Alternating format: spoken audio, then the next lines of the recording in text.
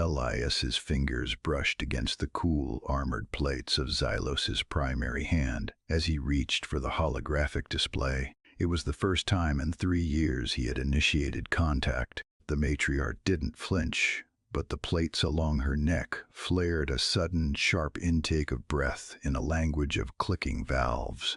For a second, the power dynamic in the crystal hall shifted so violently it felt like the floor had tilted. He wasn't the broken creature at her feet anymore. He was something else entirely. "I am humanity's investment in your survival," he said. And for the first time, his voice didn't shake. Truth is, the role of the pet had been easy to play. It required nothing but silence and a certain way of drooping the shoulders. He'd watched the chitin expanse from the dirt up, learning the rhythm of their lives and the rigid, unyielding nature of their military mind. He'd been captured during the scorched Earth retreat from Mars, a tactical sacrifice meant to place a pair of human eyes inside the heart of the Empire. The expanse was beautiful, in a cold, geometric sort of way. The halls were tall, carved from singing quartz that vibrated with the hum of the station's engines, but it was a stagnant beauty. For 10,000 years, the matriarch's people had fought wars like they were playing a game of chess where the moves were written in stone. Then the Void Drift Hive arrived. The Hive didn't play chess. They were a swarm of hunger that ignored fortifications and bypassed the Great Harmony's fleets with a terrifying, mindless efficiency. "You are remarkably calm for a creature whose species is known for hysteria," Xylos had told him only an hour ago, watching another star system go dark on her maps. She had looked down at him, her honeycombed eyes reflecting a desperation she couldn't hide. She was drowning in her own tradition. Elias had stayed on his knees then, his fingers tracing the carvings in the floor. He had felt the cold, polished surface against his skin, a reminder of his 3-year confinement. "Pride is a luxury that rules your chains, matriarch," he'd whispered. "I learned to let go of mine a long time ago. Maybe that's why I'm still breathing while your admirals are being turned into slurry." Now, standing at the map, the heat of his skin felt like a brand against the chilled air of the command deck. He felt the weight of her gaze, heavy and questioning. She didn't understand why he was smiling. "The Hive does not follow the logic of the Harmony," she hissed, her mandibles clicking in a frantic rhythm. "They are barbaric. They're effective," Elias corrected.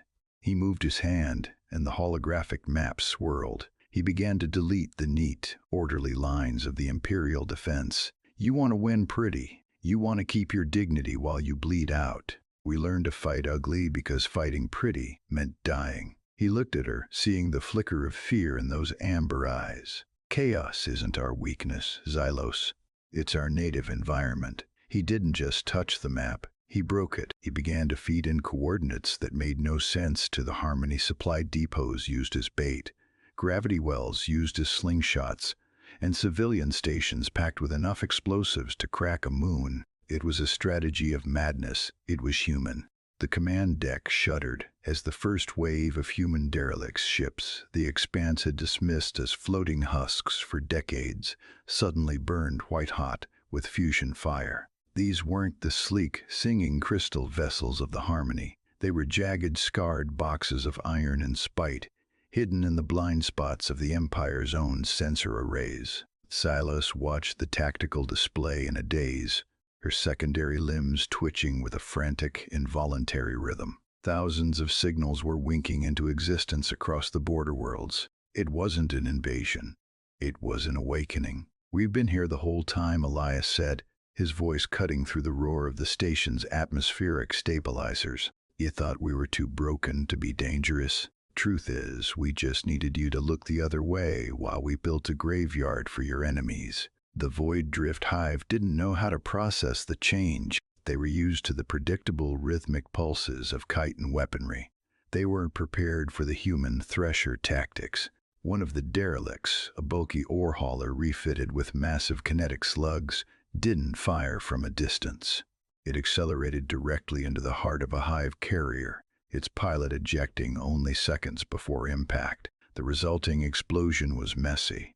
It was loud. It defied every law of the Great Harmony's engagement protocols. But it worked. "They are dying," Xylos whispered. Her honeycombed eyes were fixed on the screen where a swarm of hive ships was being crushed between two gravity wells that Elias had rigged, using the station's own cargo teethers. "You are throwing away your ships. You are throwing away your lives." "We're trading," Elias corrected, his eyes never leaving the data streams. "There's a difference. We're buying time with blood, and the exchange rate is finally in our favor." He moved with a frantic, jagged energy now, his fingers dancing across the interface.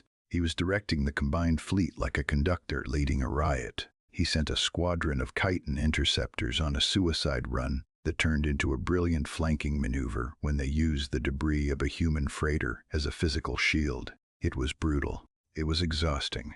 Hours bled into a single, blurred moment of violence. The station groaned under the strain of the shifting gravity fields as the hive's core consciousness realized the trap and tried to retreat. But the human sleeper cells were already behind them, closing the throat of the sector with a wall of nuclear fire. When the last hive signal flickered and vanished, a heavy, ringing silence settled over the command deck. The air tasted of burnt copper and recycled oxygen that had been pushed to its limit. Elias finally stepped back from the console, his shoulders slumping, the adrenaline leaving him in a cold, shivering wave. He looked at his hands, the same hands that had been bound in shimmering cuffs for 3 years.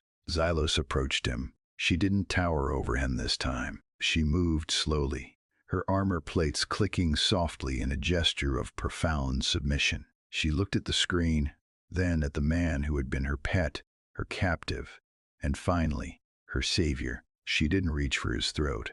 Instead, she extended her primary hand, palm upward, in the ancient chitin sign of a shared horizon. "Your people are terrifying, Elias Thorne," she said, her voice a low, melodic hum. "I thought I had tamed a beast. In reality, I was merely holding the leash of a storm."